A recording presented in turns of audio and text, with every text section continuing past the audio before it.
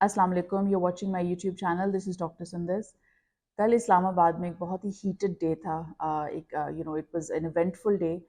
कल 4 बहुत अहम चीज़ें हुई और उसके बारे में मैं अपने वीलॉग में आपसे आज सबसे बात करना चाहती हूँ। सबसे वैसे ज़रूरी चीज़ तो जो होनी चाहिए थी वो सुप्रीम कोर्ट की जो हियरिंग थी अबाउट द इलेक्शंस और जो इलेक्शंस नहीं करवाए गए और अब उसमें क्या उसकी क्या पनिशमेंट है जिन लोगों ने इसको नहीं कंडक्ट किया इलेक्शंस को।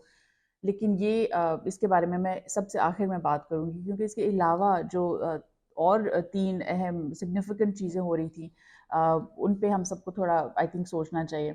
सबसे पहले जो नेशनल असेंबली का एक जॉइंट सेशन हुआ, कौमी इजलास हुआ कल, जिसमें जो पीडीएम के एमएनएज थे उन्होंने ओपनली अपना एक गुस्सा निकाला, फ्रस्ट्रेशन निकाली, दे वेंटेड आउट। और ऐसा हो रहा है पिछले कुछ महीनों से, मुझे आई बीन ऑब्जर्विंग दिस कि जब भी कोई इस तरह पॉलिटिकल अनरेस्ट होता है तो फिर एक नेशनल असेंबली का कौमी इजलास होता है जिसमें एक बहुत openly there are the way they talk about what's happening and bills pass हो रहे होते हैं।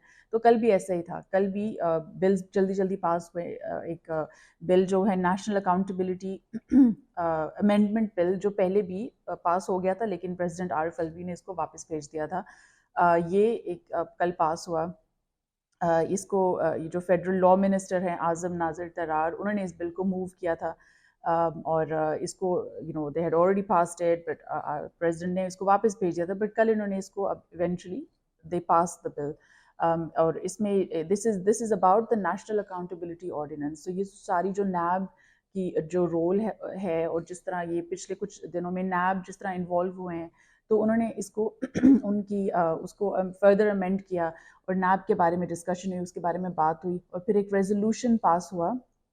जो ऑपोजिशन लीडर हैं ऑफ द नेशनल असेंबली राजा रियाज, उन्होंने जो बड़ा इमरान खान पे उन्होंने तनकीद की और कहा कि इमरान खान ने जो किया है हमारे मुल्क के साथ, वो 75 ईयर हिस्ट्री में किसी हमारे दुश्मन, हमारे एनिमी ने भी नहीं किया। उन्होंने इसमें इसेंशली उन्होंने कहा है कि he is what he is done and his उनके जो वर्कर्स हैं उन लोगों ने इमरान खान ने इनको गाइड किया है और उनके वर्कर्स ने ये किया है, गवर्नमेंट बिल्डिंग्स को अटैक किया है।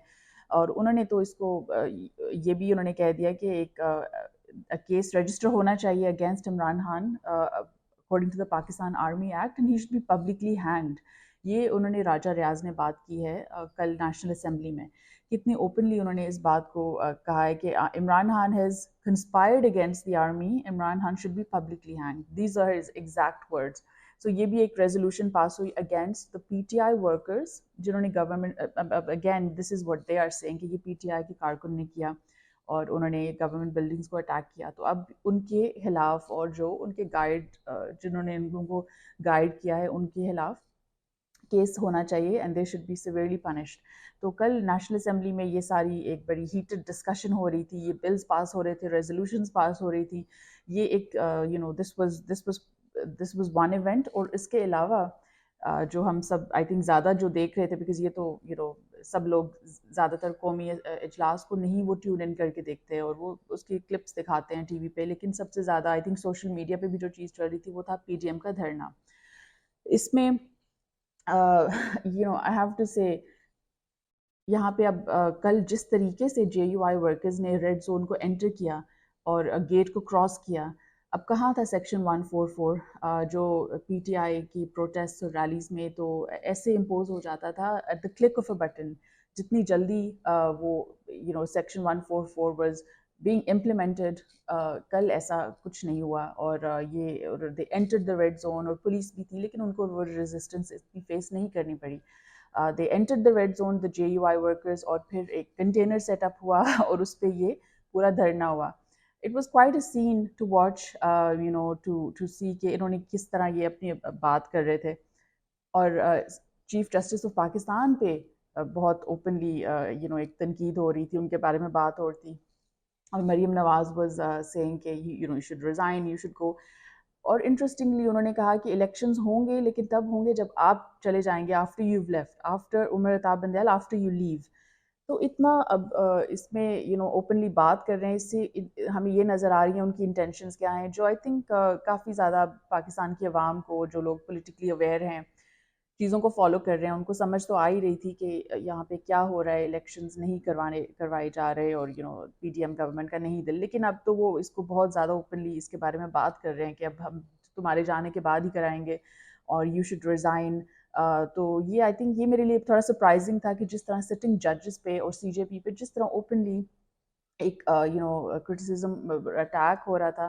آئی وڈ سے یہ ایک سرپرائزنگ تھا. یہ پہلے پاکستان میں ایسی ہسٹری میں ایسا نہیں ہوا.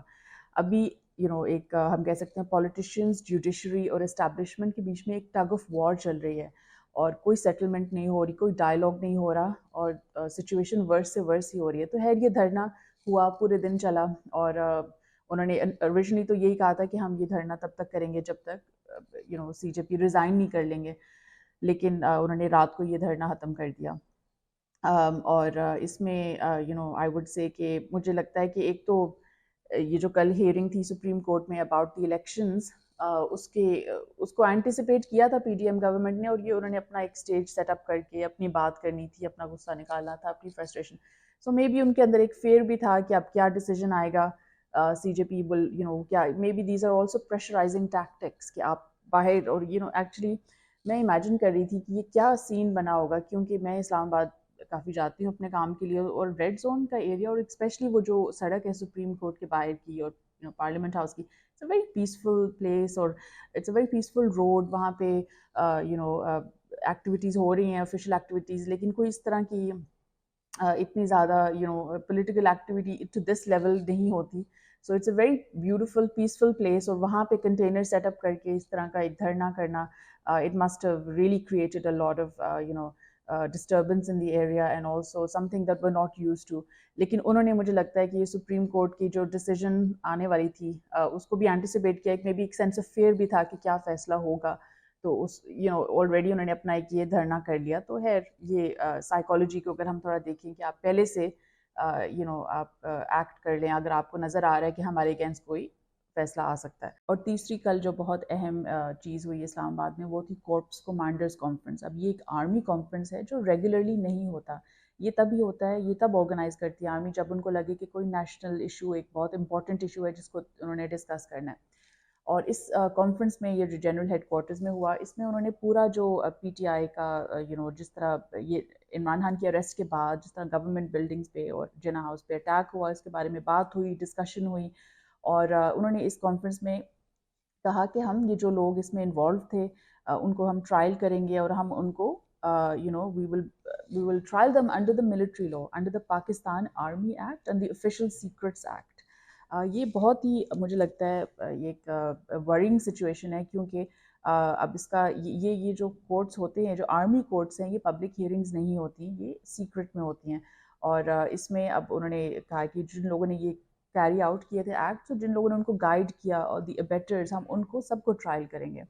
اب سب لوگ کویسچن کر رہے ہیں کہ اب اس میں عمران خان کو ڈائریکٹلی کچھ امپیکٹ ہوگا یا نہیں ہوگا، ان کو وہ ٹرائل کریں گے یا نہیں کریں گے. اور خیر اس کانفرنس میں انہوں نے کل یہ تو کہہ دیا کہ ہم نے آئیڈینٹیفائی کر لیا ہے لوگوں کو یہ کنہوں نے کیا تھا، اور اب ہم ان سب کو ٹرائل کریں گے. تو اب کچھ اب اگلے کچھ جو دن ہے اس میں ہمیں نظر آئے گا کہ وہ کون لوگ ہیں جس کو وہ ٹرائل میں لے کے آ رہے ہیں. اس میں جو تیسری بہت اہم چیز ہوئی کل، وہ تھی کورپس کمانڈرز کانفرنس. یہ ایک آرمی کانفرنس تھی جو جنرل ہیڈ کوارٹرز میں ہوئی، اور یہ ریگولر آرمی کانفرنس نہیں تھا. یہ یوزلی یہ ریگولر کانفرنسز یہ نہیں ہوتے. یہ تب آرگنائز ہوتا ہے جب ایک بہت آرمی کو لگے کہ ایک نیشنل ایشو ہے that they need to discuss, اور اس کی بہت زیادہ امپورٹنس ہے. تو انہوں نے اس کانفرنس میں، اور اس میں چیف آف آرمی اسٹاف بھی تھے عاصم منیر، اینڈ انہوں نے یہ جو سارا پچھلے ہفتے کا گورنمنٹ بلڈنگز پہ اٹیک ہوئے ہیں اس کو ڈسکس کیا. اور انہوں نے کہا کہ ہم نے آئیڈینٹیفائی کر لیا ہے لوگوں کو جنہوں نے یہ کیا تھا، اور ہم ان کو ٹرائل کریں گے under the military courts, under the military law, under the Pakistan Army act and the official secrets act. تو یہ اب بہت ہی مجھے لگتا ہے ایک ورینگ سچویشن ہے، کیونکہ یہ جو آرمی کی کورٹس ہوتی ہیں یہ پبلک ہیئرنگز نہیں ہوتی، یہ پرائیویٹ ہیئرنگز ہوتی ہیں.